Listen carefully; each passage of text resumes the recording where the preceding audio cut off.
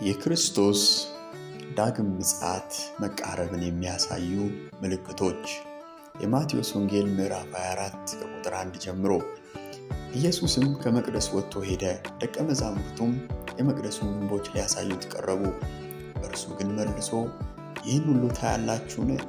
እውነት እላችኋለሁ ድንጋይ በድንጋይ ላይ ሳይፈርስ በዚያ አይቀርም አላቸው። እርሱም በደብረ ዘይት ተቀምጦ ሳለ ደቀ መዛሙርቱ ለብቻቸው ወደ እርሱ ቀርበው ንገረን፣ ይህ መቼ ይሆናል?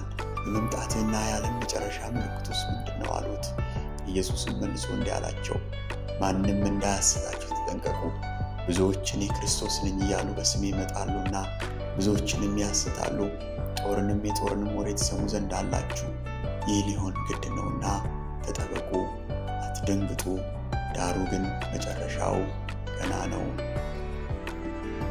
ኢየሱስ ክርስቶስ በዚህ በማቴዎስ ወንጌል ምዕራፍ 24 ሊመጣ ባለው ወቅት ቢያንስ እነዚህ ዋና ዋና ነገሮች ይሆናሉ ብሏል። ሐሰተኞች ክርስቶሶች ይመጣሉ፣ ሐሰተኞች ነቢያት ይመጣሉ፣ ልዩ ልዩ አይነት መከራ ይኖራል፣ የቅድስና ጉድለት ይስፋፋል፣ አማኞች ሳይቀር ትልቅ የመዘናጋት ችግር ይገጥማቸዋል። እስኪ ከእነዚህ ምልክቶች አንጻር የዘመናችን ቤተ ክርስቲያን ያለችበትን ሁኔታ በጥቂቱ ለመመርመር እንሞክር። አንደኛ፣ ሐሰተኞች ክርስቶሶች ይመጣሉ። እነዚህ ሐሰተኞች ክርስቶሶች እነማን ናቸው? ከዚህ በፊት መጥተዋልን? አሁንስ አሉ? ባለፉት ዘመናት እጅግ ብዙ እኔ ክርስቶስ ነኝ ያሉ ሐሰተኞች በተለያየ የዓለም ክፍሎች መጥተው ነበር። ለምሳሌ ያህል እነ ጆን ኒኮላስ፣ እነ አርኖልድ ፓተር፣ ዊሊያም ዋልተር ዴቪድ፣ ሉ ፔሊንግ፣ አርነስት ኖርማን፣ ክሪሽና ቬንታ፣ ሰንያንግ ሙን፣ ጂም ጆንሰን፣ ማርሻል አፕ ዋይት፣ ዋይኒ ቤንት፣ ማታዮሺ፣ ጆሴ ሉዊስ ሚራንዳ፣ ክሪስቶ ኤሊዛቤት። ይቺ ሴቷ ክርስቶስ ነኝ ብላ የምታስብ ሴት ናት።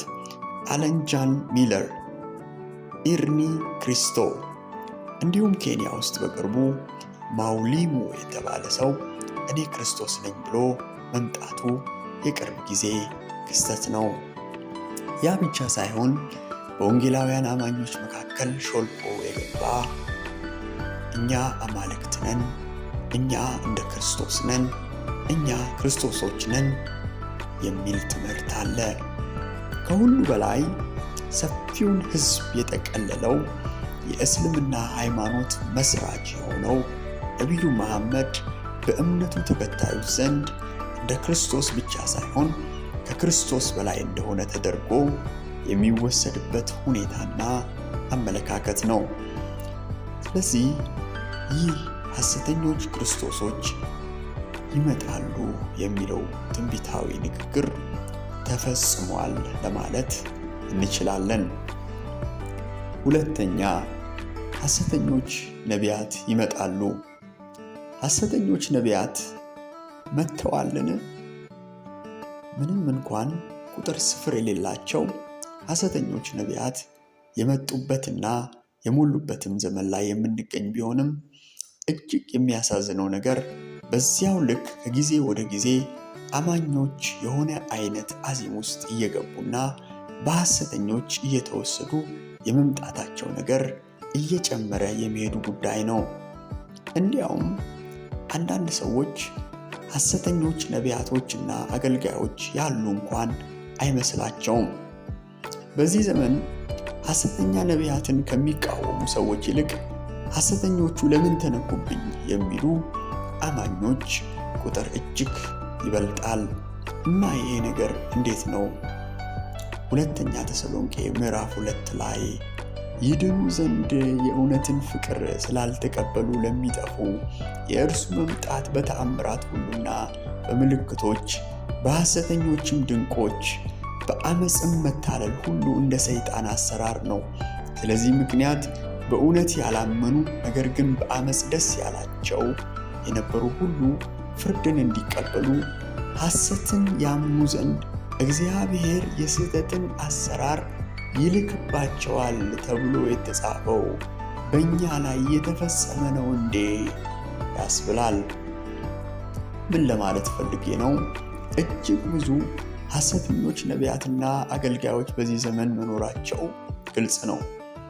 በስም እንግለጽ ብለን ብንነሳ ከሀገራችን ጀምረን በዓለም ዙሪያ ያሉ ሺህ ሐሰተኛ ነቢያትን ልንዘረዝር እንችላለን። ሐሰተኞች ያልናቸው አገልጋዮች ሐሰተኞች ስለመሆናቸው ምን ማረጋገጫ አለ የተባለ እንደሆነ ኢየሱስ እንዳስተማረው ፍሬያቸው ነው፣ ዓላማቸው ነው፣ ግባቸው ነው። ገንዘብ ተኮር፣ ምድር ተኮር የመሆናቸው ጉዳይ ነው። ታዲያ እነዚህ ሐሰተኞች የተባሉ ሁሉ አጭበርባሪዎች፣ የስህተት ትንቢት ተናጋሪዎች፣ የውሸት ምልክትና ታምራት አድራጊዎች ናቸው ወይ ብለን የጠየቅን እንደሆነ መልሱ ሁሉም እንዲያ ላይሆኑ ይችላሉ የሚል ነው። ታዲያ የእውነትን ምልክቶች የሚያደርጉ ከሆነ የሚናገሩት ትንቢቶች ከተፈጸሙላቸው እንዴት ሐሰተኞች ልንላቸው እንችላለን? እነዚህን ነገሮች እግዚአብሔር ከነሱ ጋር ካልሆነ ማን ሰጣቸው የሚለው ጥያቄ የመላው ሕዝባችን ጥያቄ እንደሆነ አስባለሁ። መልሱ ሁለት ነው። አንደኛው እግዚአብሔር በእውነት ስላላመንን ለስህተት አሳልፎ ስለሰጠን ይሆንን የሚልና በመጨረሻው ዘመን ሰይጣን እንዲህ ባለ አሰራር ያስት ዘንድ ስለተፈቀደለት መጠቀሚያ አገልጋዮቹን በመጠቀም ታምራትን ያደርጋል የሚል ነው።